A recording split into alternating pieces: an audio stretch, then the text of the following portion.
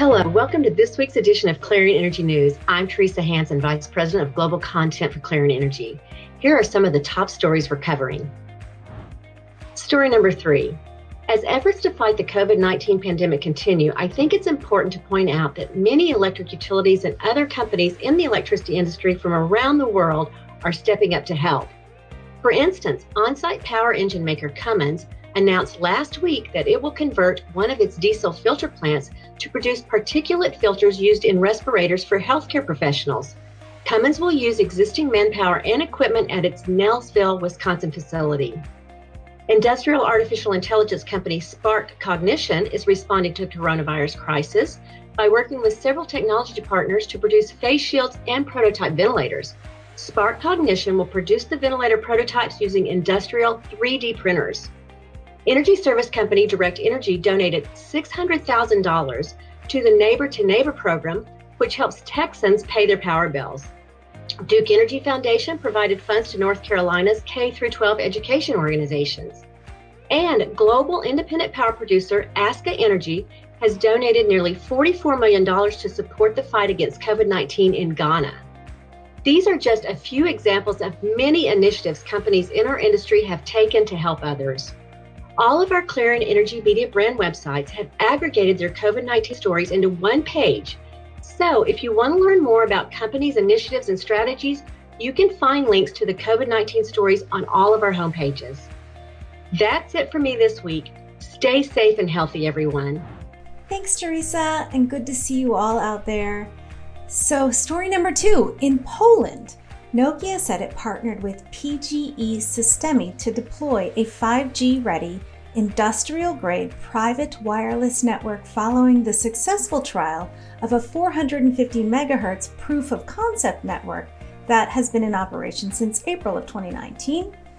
PGE Systemy will use that proof-of-concept infrastructure to further develop its countrywide critical communications network.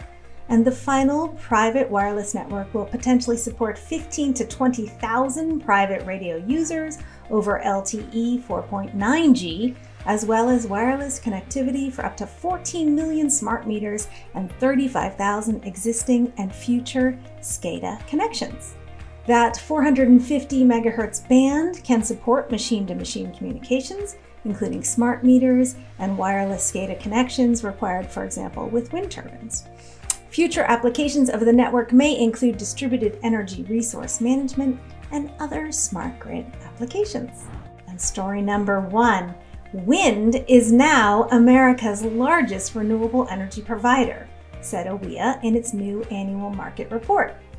9.1 gigawatts of wind power capacity was installed in 2019, and that represents 39% of new utility-scale power additions.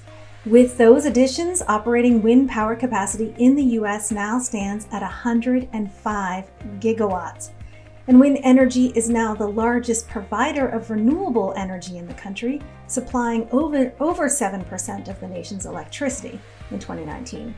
OEA said that the U.S. wind energy industry also supports 120,000 American jobs, 530 domestic factories, and $1.6 billion a year in revenue for states and communities that host wind farms.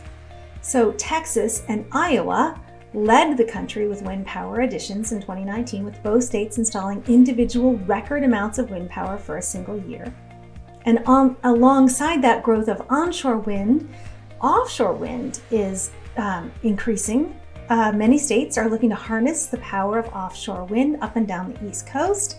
They're aiming to develop over 25 gigawatts of offshore capacity by 2035, with 16 gigawatts of those new targets just announced last year in 2019. In addition, corporate buyers are increasingly relying on wind energy to power their businesses. Private industry accounted for 40% of the power purchase agreements signed in 2019, with Walmart and AT&T the top 2 corporate wind buyers of the year. But there were 14 newcomers entering those wind energy power purchase agreements, diverse industries from all across the areas, including Baker Hughes, Estee Lauder, and McDonald's. And of course, like all industries, the wind industry is struggling under the COVID-19 pandemic.